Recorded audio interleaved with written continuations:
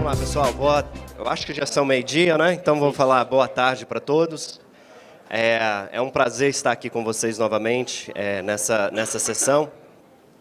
E só uma pauta aqui, eu convido aqueles que ainda não se membraram a LAGEV, convido a vocês a se membrar e fazer parte dessa organização que é forte aqui no Brasil. É um dos motivos pelo qual a Best Western apoia, sempre apoiou e virou mantenedor por causa da presença que a LAGEV tem no Brasil e crescendo na América Latina, né? E quantos gostaram daquela palestra de hoje de manhã, do David, né? Eu, particularmente, fiquei até com vergonha, porque eu não conhecia a história dele, depois da entrevista dele, né, da palestra dele, eu fui até lá conhecê-lo e cumprimentar, mas é interessante que ele falou de coisas que acontecem na nossa indústria, né? Você vê que a experiência dele foi uma experiência, né, viajando o mundo inteiro, mas são coisas que a gente tem que ter na nossa indústria, né? Criatividade, confiança, saber se adaptar em situações diferentes, né? E é por isso que hoje nós estamos tendo essa sessão, porque a gente está vendo que tecnologia está mudando, tem muita coisa acontecendo no mundo de canais de distribuição, formas de pagamento e também essa economia compartilhada, né? E com isso eu quero convidar aqui o nosso moderador, Alexandre Oliveira. Eu chamei ele de Mr. Ex-Amadeus, porque eu conheci ele quando ele estava ainda na Amadeus, e hoje ele tem um cargo de diretor executivo para a América Latina da HRS, que tem aí crescido e ampliado aqui no Brasil e na América Latina. Com vocês, Alexandre. Obrigado. Boa tarde a todos. Obrigado aí pela presença. Bom, repetindo aqui o que o Matt disse, eu acho que todos nós temos em comum aqui o fato da gente acreditar concretamente na LAGEV, uma organização muito importante, esse papel que a LAGEV executa brilhantemente, de trazer novidades, pensar adiante com coragem, trazendo debates abertos de maneira bem isenta. Isso é uma das missões da HRS e dos outros mantenedores. Então, é um prazer estar junto com esse time pesado aqui. Os assuntos são ricos, a gente poderia aqui falar por horas. Eu tenho a árdua missão de tentar manter isso dentro de pouco mais de 50 minutos. E ainda gostaria da participação de vocês. Então, vamos lá. Com a gente, vamos ter o Eduardo Bernardes, vice-presidente de vendas e marketing da Gol Linhas Aéreas. Luiz Ferrinho, diretor executivo da Omnibus. Matt Teixeira, que já acabou de falar aqui com a gente, diretor mundial de vendas da Best Western Hotels and Resorts. Rafael Cesseri, diretor da R1 Soluções Audiovisuais. E Walter Teixeira, presidente do Grupo TX. Obrigado, pessoal, pela presença. Eu não preciso disso daqui, se alguém aqui pode ficar com você. Ok, vamos lá. Bom, como eu disse, temos aqui assunto para bastante tempo, tentando otimizar o tempo aqui. Vamos direto ao ponto. Edu, vou começar contigo. Em termos de inovações, o que a gente pode esperar em termos de inovação das companhias aéreas para o segmento corporativo, né?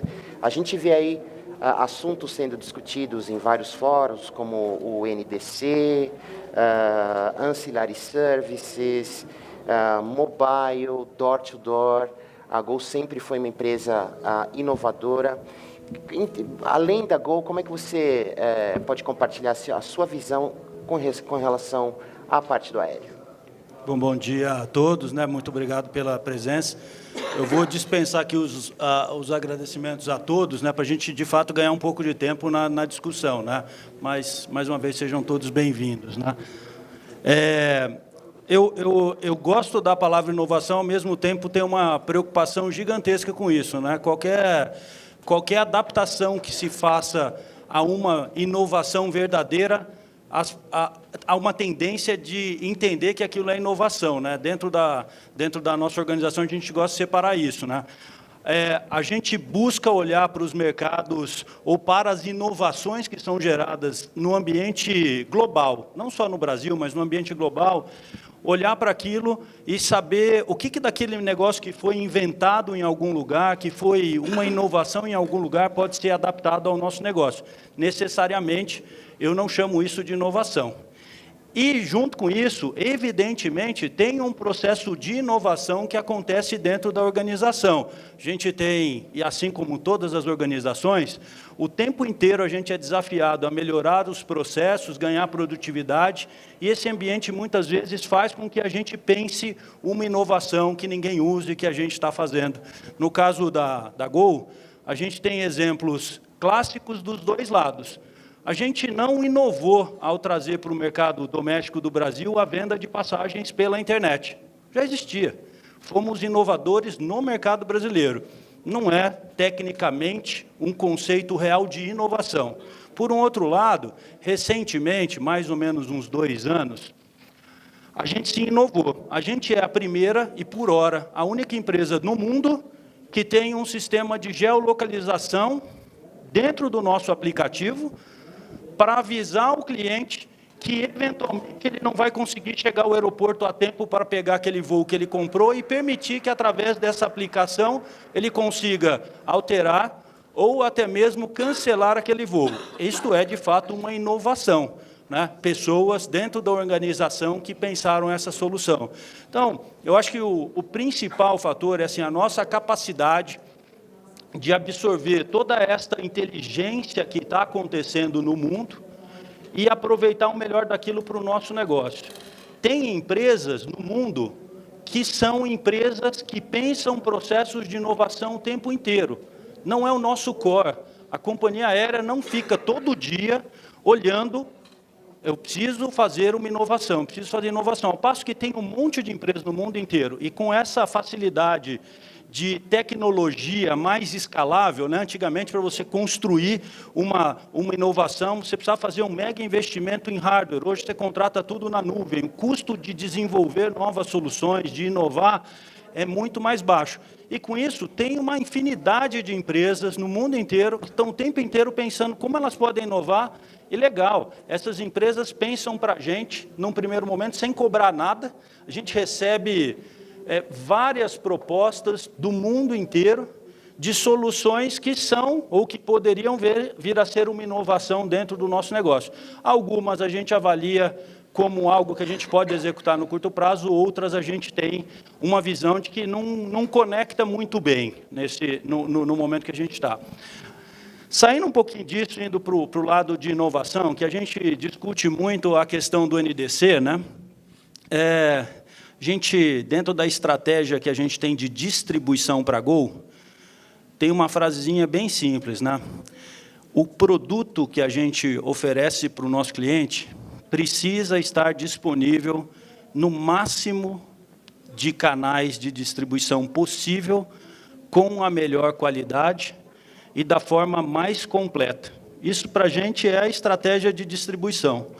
Então, quando estava até brincando antes de começar aqui, né, o que vem por aí, né, a velocidade com que a inovação e a tecnologia acontece traz uma dificuldade muito grande para nós falarmos o que vai acontecer por aí, né? É difícil, é bem difícil falar, mas do ponto de vista de distribuição, o NDC já é uma realidade e ele vem com um objetivo para a Gol, né, na nossa leitura, muito claro, que é como eu consigo entregar para o cliente a mesma qualidade de informações e de produtos através de todos os canais que hoje a internet nos permite fazer.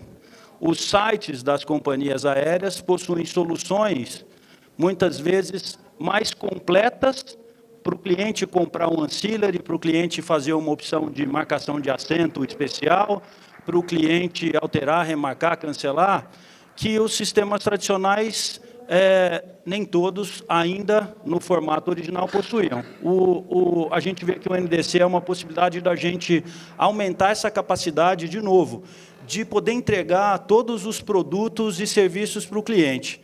Eu participei de um evento, mais ou menos uns 3 anos, em Miami, e eu achei aquilo lá, a forma com que foi apresentada essa questão da integração com as APIs das companhias aéreas, que ali já se começava a falar de NDC, que alguém projetou numa tela, uma tela azul de um GDS, mostrando como é que um emissor de uma agência de viagem, ou um consultor de uma agência de viagem, enxergava o que era a classe executiva ou a primeira classe de uma Gulf Carrier.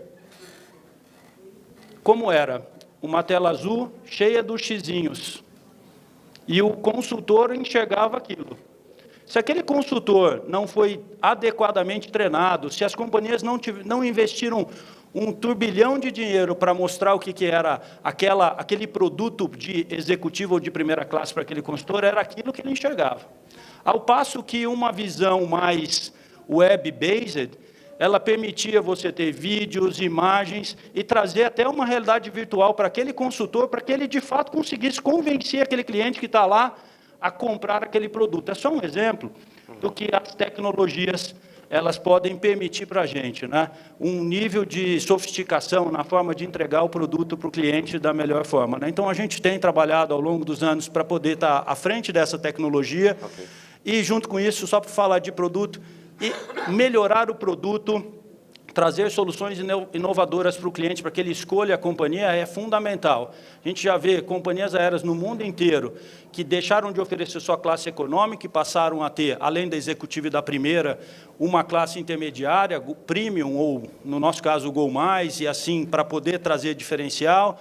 O Wi-Fi, entretenimento, soluções para o cliente fazer tudo pelo aplicativo, né? A gente não consegue pensar o nosso cliente do futuro, né, sem dominar a viagem dele inteira, da hora que ele sai de casa até a hora que ele chega no destino, através do aplicativo, né? Quem não tiver aí vai estar fora desse segmento. Então, o nosso esforço constante é para poder atualizar essas dimensões. Obrigado, perfeito. Bastante completa a resposta, obrigado. Pelo interesse do tempo, vou mudar de tópico um pouquinho, depois a gente vai ter tempo para voltar a essas questões, interagir com vocês. Pagamentos. Sempre um assunto quente, interessante.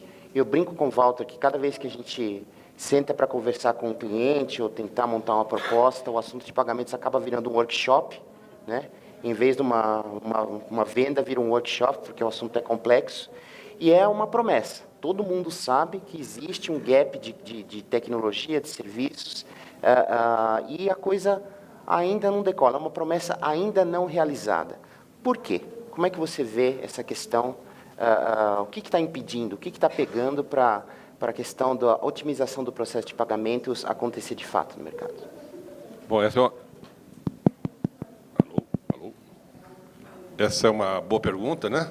E de resposta complexa. Vou levantar aqui, que o Edu é meio grande, eu fiquei atrás dele aqui, eu quero aparecer também, né? Ele já dominou com o tempo de aviação, né? Que ele é craque nessa coisa. Mas eu quero lembrar de aviação.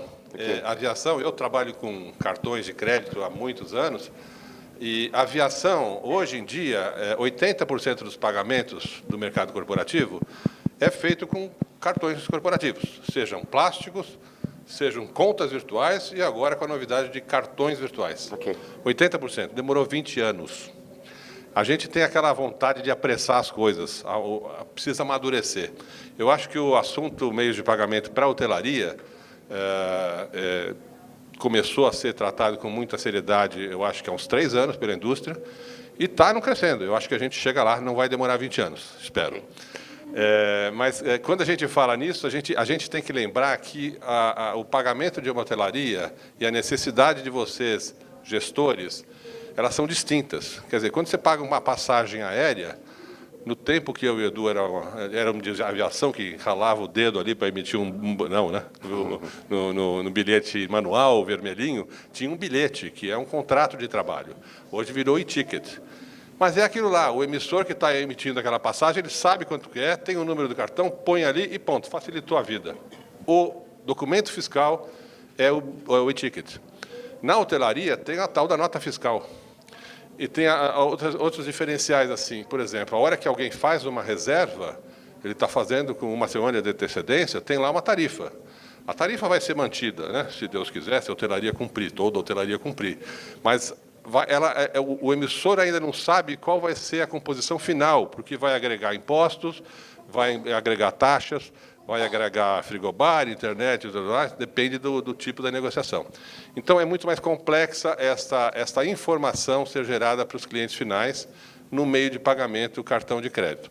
Claro que se tem um plástico, e essa é uma boa solução, o cliente vai lá na ponta final, paga com o plástico e recebe uma nota fiscal, leva para casa e vai fazer o seu expense. Ótimo, funciona. E tem várias empresas aqui que usam esse jeito. É uma ótima medida. Outra medida é o cartão, a conta virtual, que você tem esse detalhamento depois com a nota fiscal e o folio da hospedagem. É muito importante o folio, porque muitos de vocês não querem, vocês querem receber uma fotografia. Olha, os meus clientes estão assim, estão mais localizados aqui e ali, e olha, linha a linha, esse cliente gastou tanto, esse funcionário gastou tanto, e os detalhes disso, e junto à nota fiscal. Então, é uma informação mais complexa, e quando a gente pensa em nota fiscal, a gente sabe que tem agora a nota fiscal eletrônica. Então, eu que tenho muita atuação com papelada de retaguarda, eu acho que já está uns 75%, 80% emitido numa nota fiscal eletrônica, que seria simples o hotel encaminhar para uma centralizadora e a gente debulhar aquilo lá. Tem todas as informações? Não tem, porque não tem o detalhe de cada dia de hospedagem, com os extras que ele consumiu e assim por diante. Então, precisa do folio também. Então, assim, são coisas que estão amadurecendo. Eu acho que, quando a gente fala do novo meio de pagamento, que é o VCN, Virtual Card Number, que é emitido um número para cada transação de hotel, ou de aéreo, ou de qualquer coisa, ele é uma evolução, porque é um pagamento mais seguro para as administradoras de cartão. Tem custo também, né? Não tem jeito de fazer uma coisa sem custo. Outra coisa é assim, a vida dos gestores é feita de analisar as despesas de viagem como um todo, não é só o aéreo e é só o hotel. Tem o táxi, tem o restaurante e assim por diante. Então, tem outras coisas que devem ser consideradas nesse cenário, que estão sendo trabalhadas. MICE, a gente está longe ainda de começar a trabalhar adequadamente o mercado de MICE com o meio de pagamento. Então, o que eu queria deixar de mensagem é assim, está evoluindo, a gente tem várias empresas já pilotando boas experiências com cartões virtuais, a resistência ao plástico continua igual, se não pior. Tem muito empresário que não se encanta em dar um plástico na mão do seu funcionário, com medo do mau uso, né? E tem muito gestor de viagem que não confia que o viajante vai fazer o expense no momento certo e anexar toda a documentação, e tem problemas para administrar isso. Ontem eu perguntei para a moça que estava aqui da Ericsson o que ela achava melhor, o plástico ou o virtual para o hotel. Ela falou: o virtual me dá menos trabalho e vem uma informação mais concisa. Então, assim, o que é legal nessa indústria? É que a gente está muito dinâmico, conversando, e eu acho que esse cenário que nós temos aqui, esse ambiente que nós temos aqui na Lagef, é muito propício para a gente aprofundar as discussões, testar, fazer as relações entre um e outro. Ok, obrigado, Walter. Ferrinho, Metz, vocês aqui mais do lado da hotelaria, que é um ponto que acho que o Walter explicou, é o ponto mais complexo. A fragmentação da indústria dificulta muito.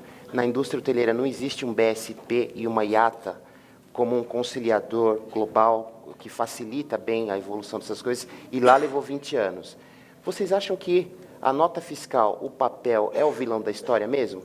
Ou seriam os nossos clientes, não? Que ali exigem, às vezes, práticas contábeis super conservadoras, papelada, a questões de auditoria, a burocracia brasileira? Como é que vocês veem essa dificuldade que o Walter colocou ali? Bom dia. O nosso papel junto do hotel, e falando da distribuição do hotel, que é aquela que o Walter falou que está mais atrasada na parte de pagamento com cartão de crédito, nós temos sempre que fazer, ou nós tentamos sempre fazer o papel do hotel, ou seja, porque nós somos parceiro do hotel. Por sua vez, nós temos como parceiros também os canais de distribuição, e nós falamos também bastante com as empresas. Então, tentamos falar com os três mundos para entender por que o cartão de crédito ele não anda tão rápido para frente. O que eu acho que todo mundo esquece sempre, muitos de vocês aqui são gestores de viagens, é perguntar para o gestor de viagens se ele realmente quer pagar com cartão de crédito a despesa do hotel. Então, eu escuto todo dia os hotéis falar: não, vamos acabar com o faturamento, vamos acabar com prazo de pagamento, querem acabar com tudo. Tá bem, o que o cliente quer? Eu posso ter um restaurante, eu posso querer servir-se apenas peixe e os meus clientes querem comer carne, então eles estão indo embora. Carne não, carne é proibida. Carne é proibida. Então, carne não pode comer no Brasil, mas está no Brasil. Então, a questão é, o que o cliente realmente quer? Eu falo por mim como comprador e não como fornecedor agora de Omnibus. Eu, como comprador, quero sim o faturado. Eu, como comprador, quero esse serviço. Não quero trabalhar com VCN, não quero trabalhar com pagamento de cartão de crédito. E eu vou trabalhar com o canal ou com a TMC que me dará esse tipo de serviço. Isso sou eu como cliente. O que eu acho que os canais, os hotéis têm que fazer é parar de discutir tanto qual o seu próprio interesse, e nós somos um defensor muito grande do hotel, mas perguntar o que você, como cliente, o que você quer, o que você precisa, e arranjar a solução para eles, porque talvez o misto seja a solução, não há um caminho único. Como diz o americano, one size does not fit all. Certo, americano? Com certeza. Então, complemente aqui a... Olha, a Best Western, vou usar minha rede como exemplo. A gente, há 2 anos atrás, a gente tinha faturamento global, então o cliente abriu uma conta com a Best Western e a gente fazia todo o faturamento, não importava onde que ele ficava, se é no Brasil, fora do Brasil, na China, na Europa, a gente fazia esse faturamento. Devido ao que tem acontecido no mercado, né, tem tido muitas falências, está tendo muito mergers, estamos tendo investimentos, né, de grandes venture capitalists comprando companhias e fazendo investimento ali por 5 anos e depois vendendo essas companhias, tirando o seu lucro ali, né, tirando o seu ROI. Então, a rede, como rede, decidiu não mais oferecer faturamento. A gente trabalha com cartão virtual. Falando como Matheus, eu moro fora. Então, assim, o fato que aqui no Brasil, e não é só no Brasil, né, alguns países da América Latina, a gente ainda tem esse problema de formas de pagamento, é um pouco complicado para a gente, porque fora do Brasil, fora aqui de alguns países da América do Sul, cartão virtual é o preferred, é o que é preferido, tanto do cliente como também da hotelaria. E concordo com o Ferrinho, é uma questão, não é só o hotel querendo, né, como se diz, né, atrapalhar o cliente a comprar aquele produto. É uma questão de que, vamos ser sinceros, a tecnologia avançou demais, a hotelaria, juntamente com outros intermediários da indústria, nós ficamos atrasados, então estamos correndo atrás para catch up com a tecnologia. E também vejo que no Brasil, especialmente no Brasil, é uma questão cultural, porque se você pensar bem, quantos aqui compram pela Booking ou pela Expedia? Pode levantar a mão, não fica com vergonha não, porque eu compro também. Eu tenho uma fidelidade com Hotels.com, é o que eu uso para fazer os meus bookings quando eu estou em business travel. Então, você quando entra lá, se a Booking e a Expedia não tivesse aquele, né, plano de pagamento até 10 vezes, você colocaria o seu cartão ali. Então, tipo assim, eu acho que o consumidor final, ele já está mudando para a questão de pagar com cartão. É as empresas, no meu ponto de vista, que ainda não engajaram nessa solução, têm medo, e não tira a razão delas, têm medo. A gente vê aí os escândalos que têm acontecido no Brasil.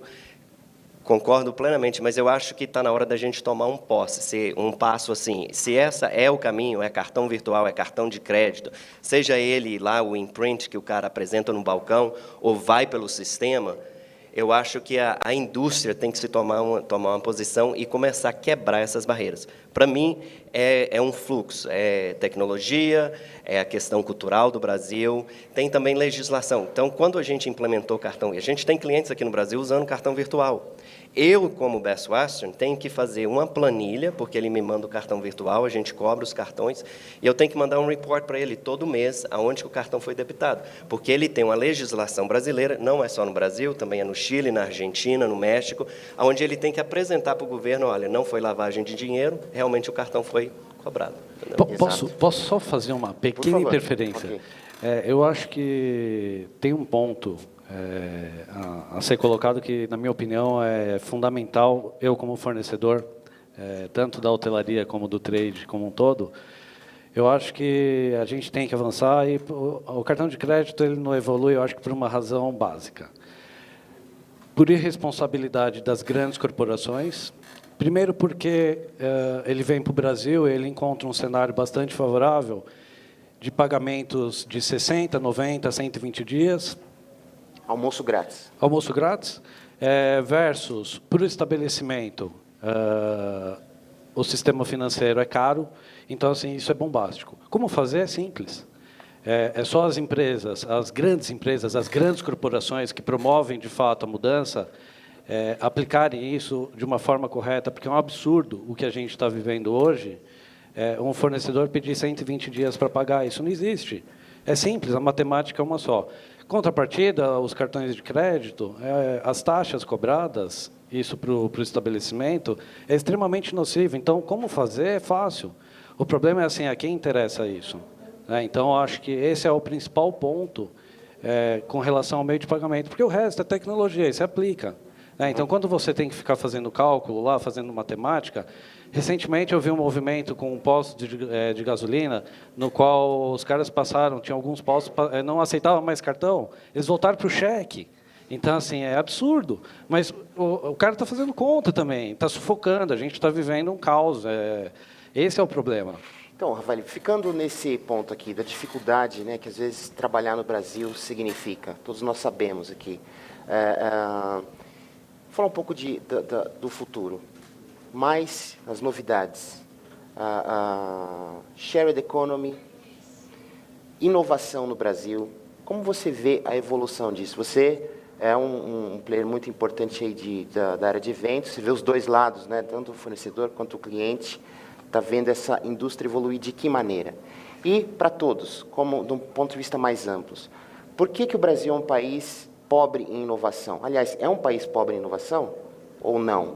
A gente tem um ambiente cultural e de negócios que favorece ou atrapalha? O que você acha disso? Eu vou colocar um pouquinho de fogo aí, porque eu sou empresário, eu comecei minha empresa com R$350. Então, eu sou um case aí, digamos que eu ganhei na loteria. Então, você pode pegar aí de 50 milhões, sobra um, que é o meu caso. O fato é assim, eu estava dizendo aqui no começo, eu vejo da seguinte forma, a gente não é e nunca vai ser uma potência se não mudar algumas coisas, e o passo simples é o seguinte. Se você hoje tem 10 milhões de reais, e de 100 pessoas que eu pergunto, 100 pessoas respondem a mesma coisa. Onde você vai investir o seu dinheiro? Aqui no Brasil, a política que a gente tem é simples. A gente tem 14,25% de taxa Selic, que é onde os bancos se baseiam para pagar a taxa de juros. Ou seja, é simples. Eu vou para um LCI, um LCA, um CDI, que vai me dar uma certa segurança, eu pulverizo isso. Isso tem um impacto gigante na economia, porque você está represando dinheiro, você não produz absolutamente nada. Então, assim, o que é mais nocivo, que eu vejo de futuro para o país, a gente está num cenário bem complicado com relação à tecnologia, porque vai vir de fora, isso vai vir, porque tem grandes oportunidades. A única questão, que aí eu acho que também cabe a nós, como brasileiros, cobrar isso do estrangeiro, é que parte do dinheiro seja reinvestido aqui no Brasil. Porque o que acontece é simples, e isso já acontece há muito tempo. Você pega a indústria automobilística, a gente não tem uma marca brasileira. Até aí, ok. O problema é para onde vai esse dinheiro. O dinheiro não fica no Brasil. Só para vocês terem ideia, a gente está investindo numa tecnologia, em duas tecnologias, em 2 aplicativos, e o dinheiro que a gente já investiu, em torno de R$600 mil cada aplicativo, eu vou te dizer assim, é irrisório. Para você ter um aplicativo de sucesso, é no mínimo 10 milhões de dólares. E assim, a gente vê isso muito claramente nos Estados Unidos de forma fácil, porque se o empresário americano ele tem 10 milhões de reais, não vou nem falar de dólares, se ele colocar o dinheiro no banco, ele não vai ganhar nada. Então, o que ele faz? Ele fica pulverizando esse dinheiro em startups. Ele investe essa grana, e lá movimenta, as coisas acontecem. Então, não achem vocês que tudo que o americano faz dá certo. De cada 100 aplicativos, 99 são jogados fora. A Google, eles têm projetos e projetos e projetos. Então, assim, eu vejo o cenário de uma forma caótica pelo seguinte fato. Enquanto o empresariado brasileiro medroso e, de alguma forma, até acomodado, vamos dizer assim, o grande empresário, tá? Porque, vou ser muito sincero, pessoas assim que começam do zero, estatisticamente, a gente já sabe que é difícil. 60% das empresas que iniciam, isso dado do Sebrae, elas falem no primeiro ano, o restante fale no segundo. Então, assim, o que a gente precisa, de fato, é assim, cadê os empresários? Tirem o dinheiro do banco e façam, e promovam a mudança, porque o pobre não vai promover a mudança. Quem tem que promover a mudança são os ricos. Com relação à economia compartilhada, é assim, na parte de mais, é uma realidade. O único problema é quem vai fazer isso. Porque a economia compartilhada ela não pode ser, de novo, para reduzir preço, que é o grande problema dessas distribuidoras e etc, etc. Então, o fato é uma ferramenta que ela tem que auxiliar. Vamos pegar o caso do Airbnb, que veio para o Brasil. É assim, eu gosto do modelo, só que assim vem para piratear uma coisa que já existe. Então, está errado. A Uber, eu uso o Uber, mas está errado. Mas aí vamos esquentar um pouco a conversa aqui. A Uber, por exemplo, o taxista quer bater no motorista da Uber. Acho que não é a solução. Não há uma solução melhor você ver a 99 Táxi desenvolvendo um modelo que é até mais interessante que a Uber em algumas situações. Eu, por exemplo, cansei de pegar o trânsito em São Paulo, cansei mesmo, não dá mais. Eu moro na Zona Sul, trabalho na Paulista, escravo do trânsito, não quero ser mais na minha vida, vendi meu carro, só ando de táxi. Pego lá o meu 99, pego o corredor da Rebouças, zup, em meia hora eu chego para trabalhar. Não quero Uber, porque no Uber eu vou ficar no trânsito. Então teve aqui um grupo de empresários que percebeu essa ideia e está competindo com o Uber. Cartas na mesa. O Airbnb... Está errado também. Portanto... Eu te explano o porquê. O fato é assim, por que a gente tinha um cenário de taxista dessa forma? Primeiro, porque era cartel. Então, assim, o empresário aqui no Brasil, essa coisa de corrupção, por que existe corrupção no Brasil? É um plano simples, ninguém quer correr risco. A partir do momento que eu não quero correr risco, eu vou me proteger e oferecer o que tiver que oferecer. Se precisar matar a mãe, a gente pode até pensar nisso. Essa é a grande realidade. O fato é, a partir do momento que tiver grana na mesa, as coisas começam a mudar. Está errado você ter sistemas paralelos que visem preço, porque no fundo, todo mundo foi para o Uber, não só pelo serviço, porque aqui em São Paulo a gente tem um bom serviço de táxi. Foi por conta de grana, de preço. Agora, Max, o hoteleiro é o taxista do Airbnb? Ou seja, temos que bater lá no Airbnb ou existe... Eu não acho que... Eu não uso o Uber por causa de grana. Eu uso o Uber porque eu coloquei meu cartão de crédito lá, fechei a porta do táxi, eu não tenho que ficar dando cartãozinho. Uma coisa que eu ficava assim irritado, mas depois a gente vai acostumando, aquela cultura brasileira volta de novo, depois de ter ficado bastante tempo fora, é que você falava, tem cartão? Aceito cartão. Aí no meio do caminho o cara fala assim, pois é, minha maquininha não está funcionando. Problema seu, eu te fiz a pergunta, você falou que tinha cartão. Aí quando chega no ponto, começou a funcionar. Aí fica ali 5 minutos tentando passar. Então, para mim, o Uber é eficiência. Está vindo uma mudança aí, pessoal. Assim, eu moro fora e você vê que essa geração que está vindo atrás da gente quer eficiência, não quer ficar apertando o botãozinho, eles querem 2, 3, apertei 1 e 2, 3, fiz meu booking, 1, 2 e 3, fiz meu check-in, tudo é nesse aparelhinho aí do mobile. Então, tipo assim, é o efficiency da tecnologia que está fazendo a gente mudar. Questão do Uber ser mais barato, da Airbnb. Eu estava no Fórum Pão Rota, sentei perto do seu Guilhermo, e a gente estava conversando. Eu falei assim, olha a cultura nossa. Em vez da gente falar assim, governo, diminui a nossa tributação. Não é que jogar a tributação no Airbnb vai melhorar, não, porque eles vão ser mais criativos, e a rede hoteleira ainda dá passos de tartaruga, eles têm dinheiro para trazer inovações. Você pode tributar eles vão ser criativos, eles vão trazer sempre inovações. Então, tipo assim, é esse mind shift que a gente tem que ter. Não é taxar ele para ele ser taxado igual eu. O governo tem que falar assim, não, eu estou taxando vocês demais, eu tenho que reduzir isso. E lógico que tem outras questões sociais de responsabilidades que o Airbnb precisa também de ter. Falando da Best Western, a gente não vê o Airbnb como está roubando market share da gente. O que a gente vê na Airbnb é que está fazendo uma mudança social. Tá?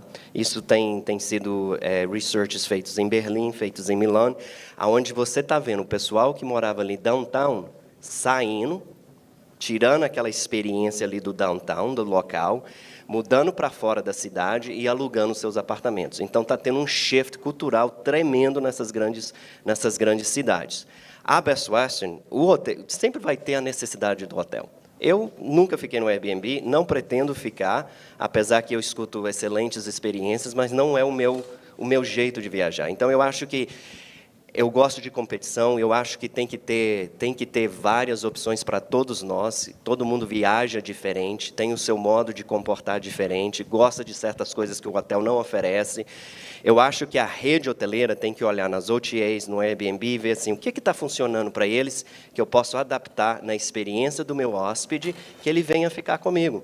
Isso é uma coisa que a gente tem estudado bastante dentro da Best Western. Não quero ficar falando mal da Expedia, não quero ficar falando mal da Bookings, não quero ficar falando mal da Airbnb. Vamos olhar o que... Não vamos falar nada. Vamos olhar o que eles estão fazendo de bem e trazer aquela experiência, porque, Matt, at the end of the day, é experience. Eu acho que, assim, como disruptura de mercado, isso é fantástico. O fato é que, assim, na prática, eu ando todo dia de Uber, eu fico conversando com os caras. É muito legal. Porque eu quero saber de onde ele veio, por que ele veio. O fato é que, assim, você sabe quantos % eles têm que pagar para Uber? Depende, varia de cada cidade, de cada país. Não, aqui em São Paulo. Aqui em São Paulo eu não sei. 25%.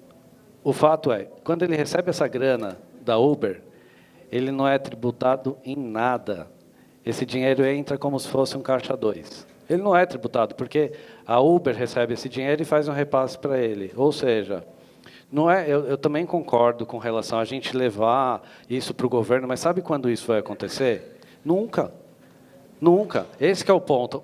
E a gente vê, assim, sobrou simplesmente para o outro lado, que é o caso do taxista. De novo, não sou contra as ferramentas, até porque eu utilizo. O que eu sou contra é você ter uma empresa. Imagina você ter uma loja num shopping e uma barraquinha na porta do shopping vendendo a mesma coisa. Está errado. Eu não vou comparar camelô com shopping com Uber. Eu vejo o experience, é aquilo que eu te falei. O Uber trouxe uma experiência para o mercado que, vamos ser sinceros, não existia. E outra coisa, a gente fica aí olhando, eles não pagam o mesmo preço, mas quantos taxistas se profissionalizaram, até mesmo aqui em São Paulo? Houve uma grande mudança de 2 anos para cá. Eu fiquei surpreso, peguei o Guaracop, né? Guaracup. O cara me ofereceu água. Antigamente o cara nem conversava comigo, falava assim, para onde você vai? Ah, tá aqui, ó, toma, vou para esse hotel. Ah, então tá bom, daqui a 2 horas a gente chega lá, porque o trânsito está infernal aí. Hoje o cara já fala, ei, tudo bem? Então, tipo assim, eu acho que tem coisas que a gente tem que olhar nessas novas inovações e aplicar no nosso... Eu não sou contra, eu acho que tem que inovar mesmo.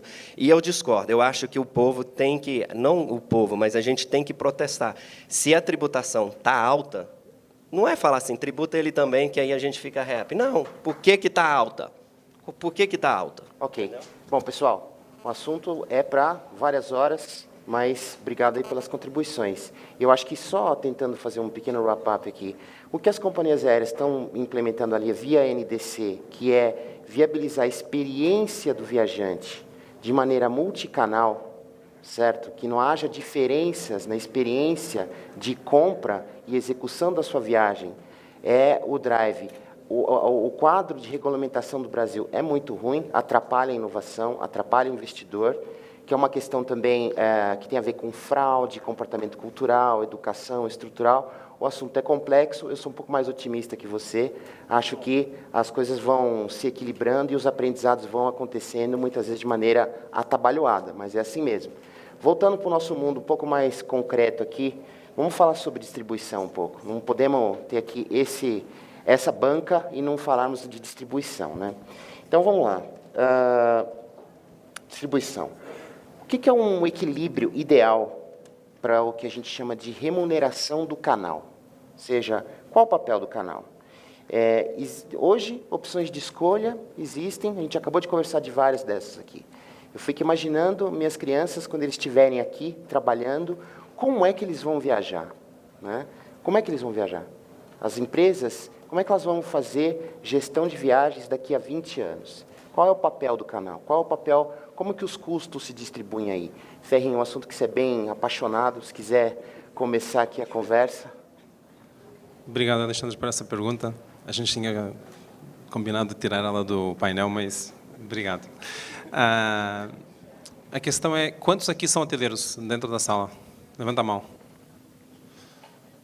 Quantos são consumidores, ou seja, quantos são gestores de viagens dentro das empresas? Obrigado. E há canais aqui também ou não? Então, vamos lá. Essas três partes, elas são fundamentais para essa pergunta que está aqui. Os custos de remuneração de cada um dos canais é uma decisão que o canal coloca para o hoteleiro, falando na parte de distribuição hoteleira. Quando alguém chega perto do William, por exemplo, da BHG, e diz o seguinte, olha, o meu canal cobra 25% de comissão. Quando alguém chega perto do Matt e fala, olha, eu para fazer uma campanha no seu hotel X, eu quero 30% de comissão. Ou quando a Booking chega, ou quando outro qualquer OTA chega e fala, eu quero essa comissão, a escolha está na mão do Matt, está na mão do William, as decisões estão na mão dos hoteleiros. Cada canal, aquilo que nós vemos, Alexandre, e nós estamos uma vez mais muito perto, nós estamos sempre junto dos hotéis, nós temos cerca de 3 mil clientes hotéis no Brasil, temos quase 250 canais de distribuição só no Brasil, que são nossos clientes, e agora falamos cada vez mais com empresas. E o que nós vemos é o seguinte, eu sei que um canal, para falar em nomes como a Booking, ela tem um custo de distribuição, que a maior parte do custo de distribuição deles é em AdWords, é junto da Google. Depois, talvez o seu segundo maior custo seja tecnologia. Então, por eles podem fazer uma comissão X ou Y, não interessa qual, depende do hotel, depende da região. Quando nós vamos pegar numa Trend, numa CVC, o seu custo de distribuição ele é maior, ou seja, é mais caro chegar até o cliente final. É mais caro fazer essa venda. Isso cruza um pouco com o meio de pagamento. A Booking está lá na internet, alguém chega, alguém passou o cartão pela sua livre e espontânea vontade, fez o pagamento, a reserva chega no hotel, o hóspede chegou, pagou, não houve trabalho para ninguém. Quando a venda ela é feita através de uma operadora normal ou de um outro canal tradicional ou através de uma TMC, existem custos que alguém tem que pagar. Bom, quem paga esse custo? O hotel paga esse custo para chegar nesse cliente quando ele sozinho não é capaz de chegar nesse cliente, fazendo com que faça uma paridade de preço, aquilo que é tão comentado dentro da hotelaria, que é paridade de preço.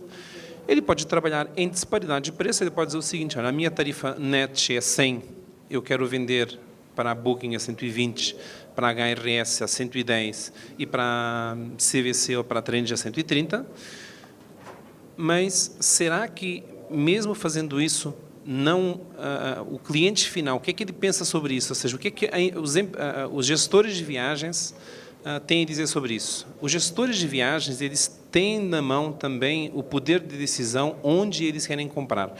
O que é que determinado canal me está oferecendo em relação a um outro canal? O que é que eu, como gestor, estou preferindo trabalhar? Então, a decisão do custo, ela está muito na mão do hoteleiro e do cliente final, do gestor. Os canais eles vão se ajustando conforme os seus custos para ter alguma rentabilidade.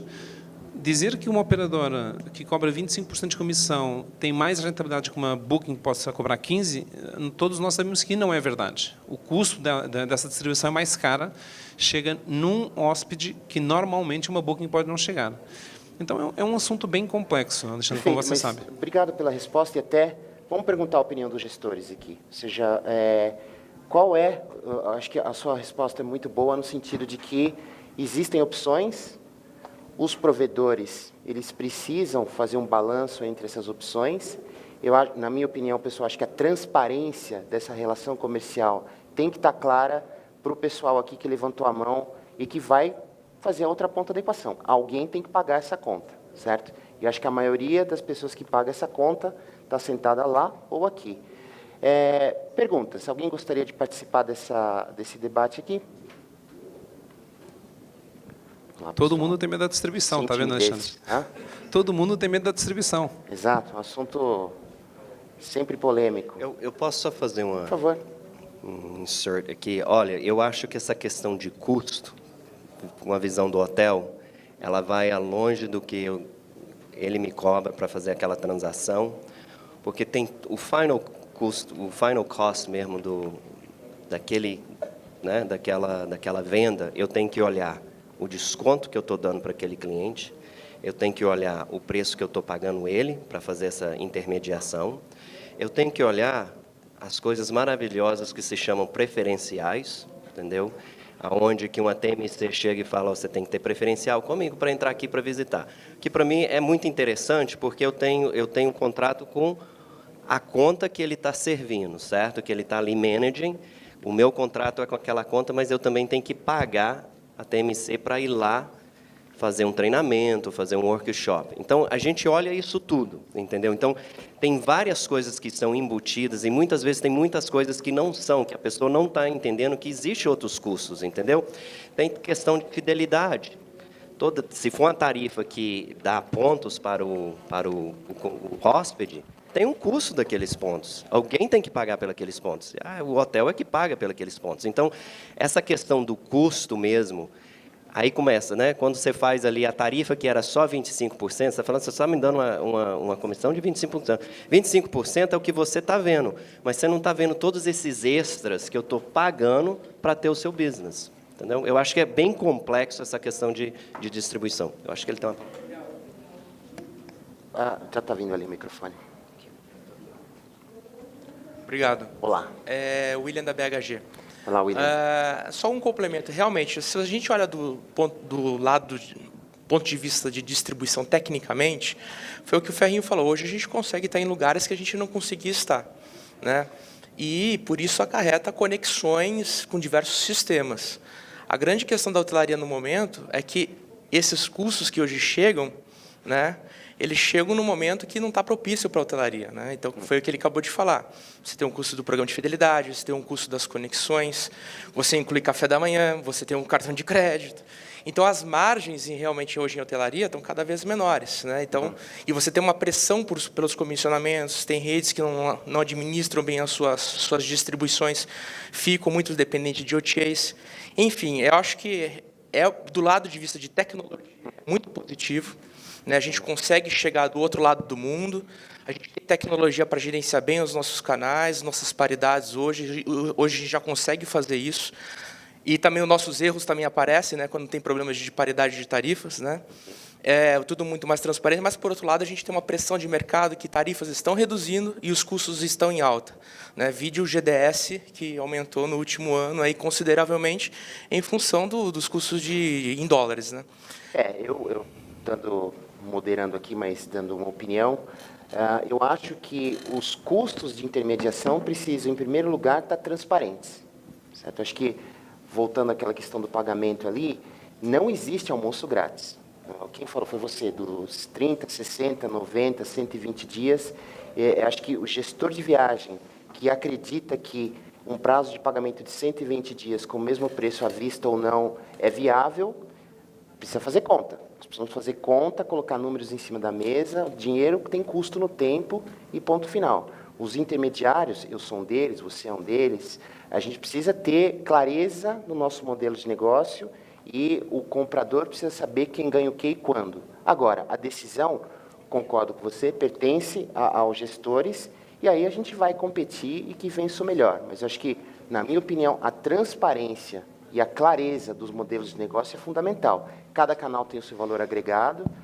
Eu acho que a indústria aérea tem muito a ensinar do ponto de vista em como conseguir equilibrar, né, a experiência do cliente final e a relação com os intermediários, e a minha opinião pessoal é essa. Eduardo, por favor. Alexandre, eu concordo 100%. E aqui, como a gente viu que a grande audiência é gestores, né, são gestores, né, a gente vê a indústria, apesar de que algumas mudanças aconteceram aí no começo desse ano, mas não com a Gol, mas na indústria, estou dizendo, no caso da Gol, a gente vê uma relação com um cliente corporativo, né, de longa data, onde o que a gente mais acredita mesmo é na transparência, né?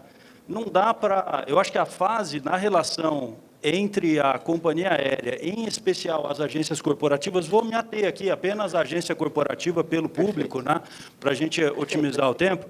A relação, ela evoluiu ao longo do tempo, e essa questão da transparência hoje é clara. não existe, o cliente não pertence à companhia A, não pertence à agência de viagem A. O cliente é o cliente, o ser em que a gente está aqui para atender da melhor forma possível. Ele escolhe aquele que melhor atende. A relação de transparência é super importante. Você tem que sentar na mesa, né? O cliente, eu tenho certeza absoluta que o cliente hoje no Brasil, gestores de viagem, entende perfeitamente que para ter um serviço, há necessidade de se pagar pelo aquele serviço. Eu acho que isso já não é mais um tabu, como há 10 anos atrás, né?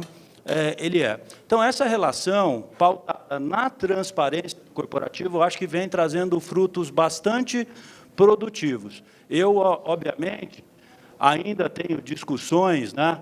A indústria, entre companhias aéreas e agências corporativas, a gente tem discussões hoje em andamento que está quanto é que essas negociações de preço estão sendo feitas de uma maneira onde todo mundo consiga sobreviver, pelo menos, né? Tem discussões intensas atualmente sobre o que está sendo cobrado por esse tipo de serviço e que não precisa nem um mestre em matemática para ver que algumas cobranças que estão sendo negociadas hoje no mercado não são coerentes com o nível mínimo de qualidade de serviço. É impossível. Né? E isso leva para um outro lado. Como é que se sobrevive num cenário desse? Né? A gente acompanha bastante, porque a situação... você falou agora que está diminuindo margens na hotelaria, né? Na companhia aérea não tem mais o que diminuir. Então, a nossa não precisa, dado público, né? Somos uma companhia de capital aberto, assim como outras que operam por aí, né? O que acontece não pode sobrar a conta não pode voltar para esse lado de novo, né? De pagar a conta. Quando você vê FIIs sendo fechados a centavos de reais, o gestor daquela organização não pode ir para casa achar que ele fez uma boa negociação. Não precisa muito, né? Aquilo é um negócio que não garante um mercado profissional como a gente precisa aqui. Né? Então, falando, acho que o principal ponto aí é transparência e confiança. Né? A Gol, né, uma companhia de 15 mil funcionários, e tem uma agência de viagem que atende a Gol. A gente paga FII para a agência de viagem que atende a Gol. Só para dizer isso, porque a gente compra passagem internacional, tá? E a gente é um cliente de médio porte comprando passagens internacionais.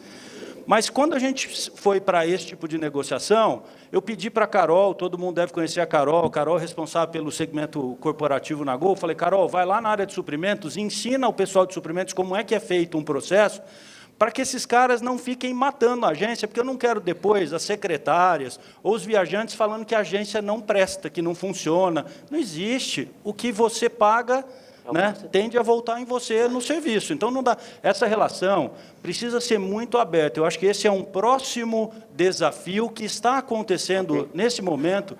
Eu vejo uma movimentação muito forte da Abracorp, liderada pelo Rubinho, da ABAV, liderada pelo Edmar, né? E os grupos de gestão corporativa dispostos a essa conversa. Isso precisa mudar. Né? Essa relação tem que ser mais transparente. Pelo menos, eu estou dizendo, me atendo aqui a esse público. Okay. Né? Tem uma pergunta aqui da plateia. Oi, na verdade, são duas perguntas. Tá? Uma pergunta é para o Luiz Ferrinho e uma pergunta também para a Gol. Luiz, eu acho que dentro do mercado corporativo, eu acho que uma dos grandes desafios para o gestor de viagem é justamente dentro do canal de distribuição ter certeza que o seu acordo comercial está aplicado. Né? Dentro da Omnibus, como que ele possa tratar isso? E aí também um outro ponto é a questão de, dentro do processo de distribuição, e como você mencionou que a Omnibus distribui para vários outros canais, como que o gestor de viagem consegue ter uma unicidade dentro daquele hotel para ter uma escolha da menor tarifa, se é aquele acordo comercial que ele tem, ou se é um distribuidor que está oferecendo? Bom, a segunda pergunta para o Eduardo, dentro do modelo, a gente falou bastante na evolução de distribuição, então temos a R1 aqui, temos a Gol, que existe uma área de grupos que recebe demandas de negociações enormes. Qual a frente de distribuição hoje, de uma forma estruturada, para o mercado mais, né? A gente sabe que nos últimos anos, nos últimos 10 anos, houve uma evolução tremenda na distribuição do mercado corporativo, tanto para a hotelaria, a Omnibus contribuiu bastante dentro disso, mas para o mercado mais, a gente percebe que existe uma dificuldade muito grande, impactando toda a cadeia da operação, tanto a agência quanto o próprio gestor de evento, dentro dessa demanda. Qual o seu nome, por favor? Rogério Miranda, da Integra. Obrigado, Rogério. Bem, Quem quer começar? como foi a primeira pergunta, eu vou responder. Primeiro, obrigado pela pergunta, Rogério, e só queria esclarecer aqui uma coisa ao Alexandre. Nós não somos um canal de intermediação. Nós somos uma tecnologia, nós somos um CRS para hotéis e que não intermediamos, nós facilitamos os hotéis a chegar até vocês, gestores de viagens, até vocês TMCs, ajudamos a que a tarifa que foi negociada chegue até vocês da melhor forma. Respondendo um pouco mais, que tem um pouco a ver com aquilo que o Rogério estava falando, é que dentro dos canais de distribuição, nós hoje temos OTAs, temos operadoras, temos as TMCs, e aí dentro temos duas tecnologias principalmente funcionando, que são os canais GDS, ou seja, o custo do GDS que todo mundo já falou que é muito alto, está chegando a $8 por reserva de custo de transação, e temos um web service tradicional que funciona exatamente igual, sem tirar nem pôr que um GDS, e que traz um custo bem mais baixo para o hotel. Para vocês terem uma ideia, nós estamos negociando, nós ajudamos uma empresa com uma rede que é nossa cliente, nas negociações entre a rede e esse cliente final, ou seja, uma empresa, e a rede conseguiu fazer uma poupança, um saving para essa empresa de R$220 mil por ano, se ela fizesse as transações via Omnibus, em vez de fazer as transações via GDS. Significa o seguinte: vocês, como gestores de viagens, têm que ser claros com as vossas agências, perguntando, olha, se eu comprar o hotel X, Best Western, via GDS, qual o preço que você vai fazer para mim? Se eu comprar esse mesmo hotel via HRS, quanto vai custar para mim esse hotel? E se eu comprar via Omnibus, quanto vai custar essa mesma noite? Pode ser que de lá venha uma resposta que vocês não estão esperando. Olha, se você comprar via uma TMC, se utilizar GDS, vai te custar R$250 por noite. Se você comprar via Omnibus, pode custar R$230 por noite. Se você comprar via HRS, pode custar os mesmos R$230 por noite. Você fala, mas por quê? Porque o hotel tem um custo na distribuição muito elevado. O que é que a TMC perde com isso? Nada. Aparentemente, né? Porque às vezes perde uma coisa que é o incentivo do GDS, o bendito incentivo do GDS, que todo mundo fala há anos e que sempre fica escondido dentro do bolso e que é um pouco a falta de transparência que todo mundo fala aqui. Vocês têm que ser muito bem esclarecidos na hora da compra. Aquilo que o Eduardo falou da Gol é o seguinte, não existe almoço grátis mesmo, quando vocês estão pagando R$2 de FII de transação por uma reserva, não está pagando a conta, o dinheiro tem que vir de outra área. O grande problema é que aí vocês não controlam de onde vem. Então, somente para dizer isso, que existem alternativas para fazer o saving, pelo menos no hotel, é para isso que o Alexandre trabalha, é para isso que nós trabalhamos, e vocês têm que estar atentos a isso e alertas para isso na hora da compra, na hora dos RFPs, na hora quando vocês fazem toda a negociação. Ok. Bom, pessoal, temos 2 ou 3 minutos. Vou deixar o Eduardo responder a pergunta do colega. O Rafael quer fazer uma consideração também. É assunto para 2 horas, mas nós temos que acelerar aqui. Acelerar. Bom, vou só separar. Nessa parte de grupos, a gente, para simplificar bem o processo, tem na minha visão, são 2 modelos que a gente tem. Um que é para grupo mesmo, e grupo vai atender meetings e basicamente vai atender meetings, e o outro que é por adesão, né? Acho que aqui todo mundo entende a diferença, né? Você tem as convenções, você tem onde você já sabe origem, destino, número de pessoas, você vai lá, fecha o grupo, precifica e está tudo certo. E outra é a adesão, onde você sabe onde vai acontecer, mas não sabe muito bem de onde vem. Então, simplificando, o modelo da Gol ele está bem preparado preparado para atender essas duas situações, né? E, evidentemente, você tem enfrentamento em situações especiais, mas a gente trabalha assim. O que a gente busca também de evolução aqui, né, e também fruto das nossas discussões com clientes corporativos e com o TMC, é o cliente que demanda o evento. No nosso caso, eu gostaria que todos entendessem que, se pedir por agência A, B, C ou D, o preço que vai receber ali tende a ser o mesmo preço sempre. Então, a gente, por conta de não haver ainda essa confiança na indústria, você tem o mesmo cliente, e aqui eu fico com as agências TMC o tempo inteiro debatendo, falo assim, pessoal, vocês TMCs, que são a agência daquele cliente, deveria trabalhar para que todos os eventos aconteçam com vocês. A gente fica trabalhando nisso, eu sei que isso não agrada aos outros agentes, mas essa é a realidade que a gente trabalha.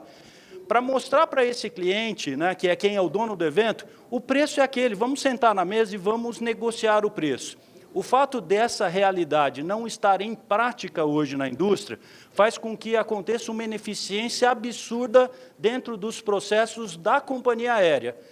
Eu estou falando números da Gol, mas eu tenho certeza que os colegas aqui, estou vendo o Ian aqui, que é de companhia aérea, vi o pessoal da Aerolíneas, o Gonçalo estava por aqui também, mas há uma ineficiência gigante nas companhias aéreas, no que a gente chama de conversão de grupos. Você tem 4 pedidos para o mesmo evento, só tem um.